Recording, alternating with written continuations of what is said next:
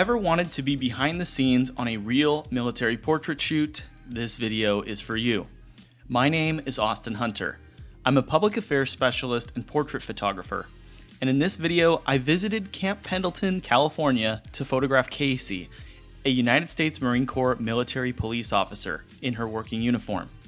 I'm going to walk you through how I lit this shoot, how I composed every shot, what gear I packed, and the mistakes I made along the way. If you've ever wondered what a military portrait session looks like from the inside, pull up a seat and let's get into it. Let's talk about gear. I'm shooting on the Canon 28-70mm f2 lens, and I love this thing.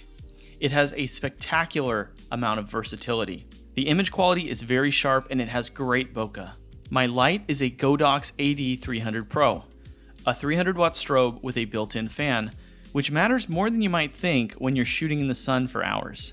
My modifier is a Glow Easy Lock 20-inch deep parabolic softbox. I'm currently traveling for work, so I had to be very choosy as to which gear I was going to bring. This deep parabolic gives me some nice diffused soft light with a good amount of contrast that I just don't see in other modifiers. For this photo shoot, we did use an airsoft gun instead of a real firearm, and there's a very good reason for this. We shot this on Camp Pendleton, which is a military base, and it's illegal to bring any firearms on base. These things are very strictly controlled, and you could get in some big trouble for using one that's not authorized. So we just used the airsoft rifle instead. I think to the untrained eye, it makes very little of a difference. Good. One more time, good. Cool. Let me get a nice hero shot here. 3, 2, and 1. Yeah, looking out slightly towards the hills, a little bit over my shoulder. Perfect. Now here's the framework that runs the entire shoot. When I'm working with off-camera flash outdoors, I expose for the ambient light first. That means I look at the scene and I set my camera to expose properly for the existing daylight, sun, sky, background. Then, and only then, do I bring in the strobe and dial the flash power until Kacie is lit the way I want her against the ambient exposure.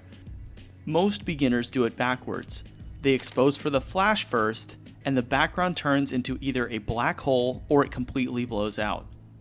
All right, guys, so what I'm doing here is I am framing her on the left side of the shots. I'm using this road as a little bit of a leading line to draw our attention to Kacie, okay? Good, good, 3, 2, and 1. Good, good. Okay, one more time for me, okay, Kacie? And 3, 2, and 1. Good. Oh, I really like that, okay? I really like that. 1, 2, and 3. Okay, good, let me get the full body. One of the unique things about this photo shoot is that we did this on an active military installation, but shooting on a military base is something that you definitely just can't show up and do out of the blue. So you're looking okay? Oh, wow. Mm-hmm. Oh, wow. Yeah, you're doing great. That's crazy. When we were planning this one, I ensured that Kacie reached out to her public affairs officer to get permission to do this photo shoot. PAOs just want to be in the loop, and most times people are happy to oblige when you want to do portraits on a base. I've actually worked with a lot of military people who've done the same, and I've never had any issue getting people permission to shoot on the base. Guys, I'm using the 28-70mm here, and this is why I love this so much when I'm on assignment. You know, without having to move, I can zoom out, I can get a full body shot, I can get environment and an establishing shot. I can easily zoom in and just get a cowboy shot or even something even tighter. It's great for journalism. It's great for storytelling. And when you can only afford to bring a few items because you're traveling, this thing can do it all. Let's do something like this, okay? Cross the arms. I've been wanting to get this shot with you for a while, but you couldn't because the carrier's in your way. We'll start with that. All right. Boom, boom, test shot.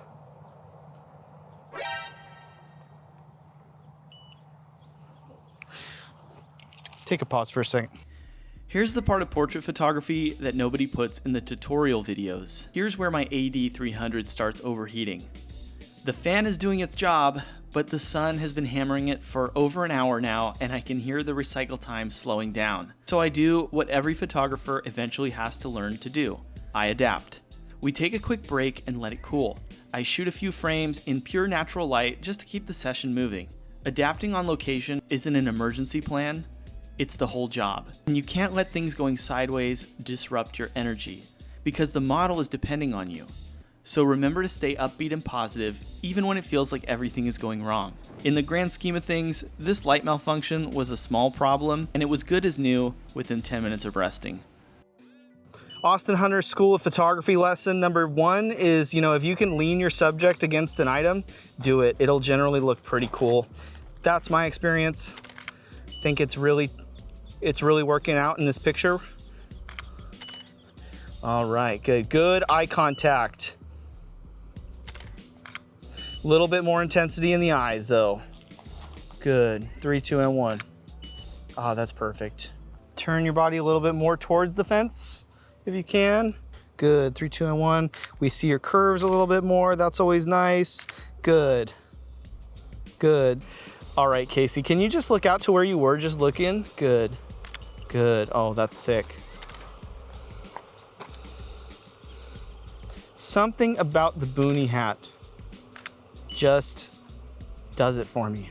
We got to use this sunlight while we can. Yeah. Why not? 3, 2, and 1.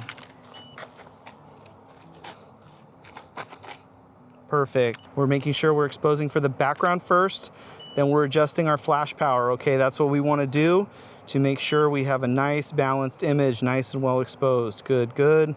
Try some different things for me, okay? 3, 2, and 1. Perfect. Yeah, that's great. Channel the runway model within you. Good. Horizontal shot. Oh, yeah, I love that. That's a great pose. Hold that pose for me. Hold that pose for me. Okay, there we go. Yes. Yeah, just looking out there. Perfect.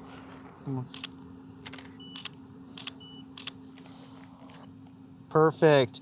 Kacie, you're looking great. Please don't move a muscle. Go ahead. I'm cooking. All right, and relax.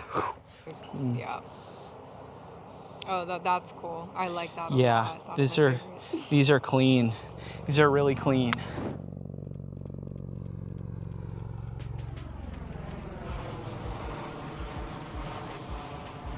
One last thing, and this is the part of my work that I think gets undervalued in photography education.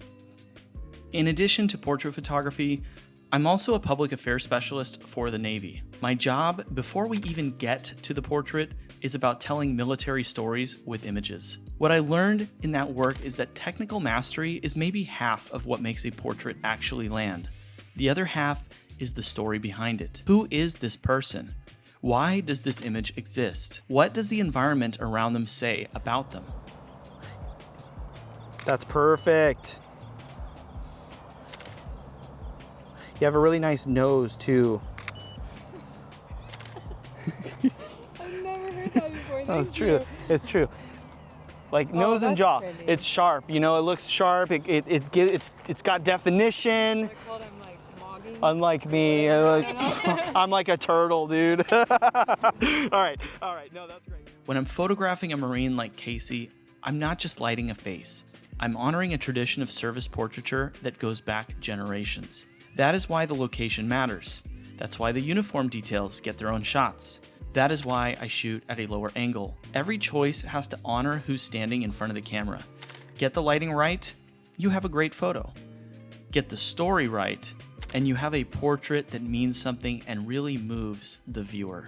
Quick note before we wrap. I run an Etsy store specifically for photographers. Stickers, contract templates, the kind of resources I wish I had when I was starting out. Link is in the description. All right, guys, that is the shoot. If a moment or an image hit you, whether it was the lighting, the composition, or just one of Kacie's frames, drop it in the comments. I read them, and if you got something out of this, hit subscribe so I can keep making these. I'll see you in the next one.